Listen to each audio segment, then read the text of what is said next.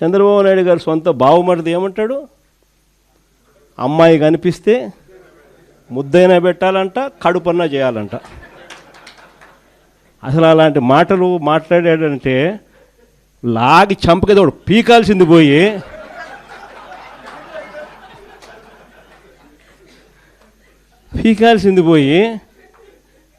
హహహహ నవ్వుతారు.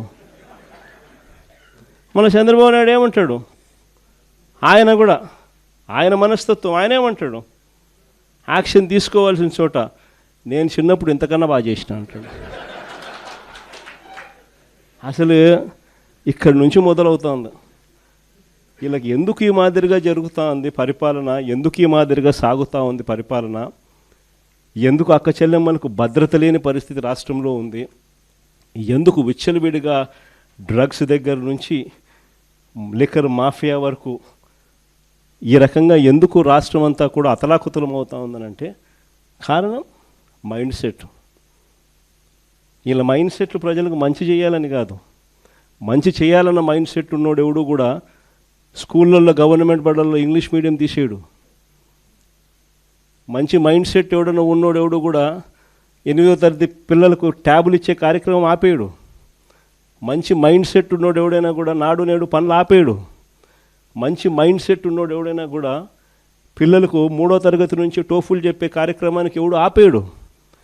3వ తరగతి నుంచి సబ్జెక్ట్ టీచర్లు పెట్టి పిల్లలకు మంచిగా చదివించాలి, గొప్పగా చదివించాలన్న ఆలోచనను తీసేయడు.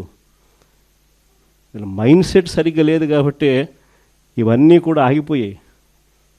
వీళ్ళ మైండ్ సెట్ సరిగ్గా లేదు కాబట్టి రైతులకు ఈరోజు ఏ ఒక్కరికి కూడా గిట్టుబాటు ధరలు రాని పరిస్థితి. ఇలా మైండ్ సెట్ సరిగ్గా లేదు కాబట్టి ఈరోజు రైతులకు ఉచిత పంటల బీమా లేకపోయినా కూడా కనీసం ఇవ్వకుండా ఎగరగొడుతూ పట్టించుకోకుండా వదిలేసిన పరిస్థితులు. రైతులకు పెట్టుబడి సహాయం అందడం లేదు, ఏ పంటకు గిట్టుబాటు ధరలు రావడం లేదు, ఉచిత పంటల బీమా ఎగరగొట్టేశాడు, ఇన్పుట్ సబ్సిడీ ఇవ్వాల్సింది ఇవ్వడంలా, అయినా ఏమాత్రం కూడా చీమ కొట్టినట్టు కూడా లేదు. పేదలకు ఉచితంగా వైద్యం అందడం లేదు, ఆరోగ్యశ్రీ గాలికి ఎగిరిపోయింది. నెట్వర్క్ హాస్పిటల్ మేము చెయ్యము వైద్యము పేదవాడికి అని చెప్పి బోర్డులు తిప్పేస్తున్నారు. 3,150 కోట్ల రూపాయలు వాళ్ళకు బాకీలు ఉన్నాయి, అయినా పట్టించుకునే పరిస్థితి లేదు. ఎందుకంటే వీళ్ళ మైండ్ సెట్ పేదవానికి మంచి చేయడం కోసం కాదు, ఆడవాళ్ళకు మంచి చేయాలని కాదు, చివరికి అక్క చెల్లెమ్మలకు 0 వడ్డీ కూడా ఎగరగొట్టిన ఏకైక నాయకుడు ఎవడన్నా ఉన్నాడు అని అంటే ఇక చంద్రబాబు నాయుడు. సూపర్ 6 సూపర్ 7 కదా దేవుడు ఎరుగు. మన ప్రభుత్వంలో ఇస్తూ ఉన్న పథకాలు అసలు ఆలోచన చేస్తేనే ఆ పథకాలు చేయూత కనపడ్డంలా, ఆసరా కనపడ్డంలా, 0 వడ్డీ కనపడ్డంలా, కాపు నేస్తం కనపడ్డంలా, ఈబీసీ నేస్తం కనపడ్డంలా, జగనన్న తోడు కనపడ్డంలా, జగనన్న చేదోడు కనపడ్డంలా, నేతన్న నేస్తం కనపడ్డంలా, వాహన మిత్ర కనపడ్డంలా.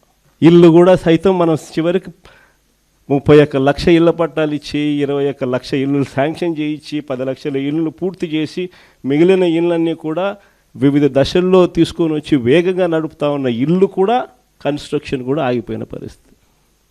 వీళ్ళకి ఎవ్వరికీ కూడా పాలన మీద ధ్యాసలా, కేవలం దోచుకో పంచుకో తినుకో. అందుకనే ఈ వ్యవస్థ అంతా ఇట్లా తయారైపోయింది.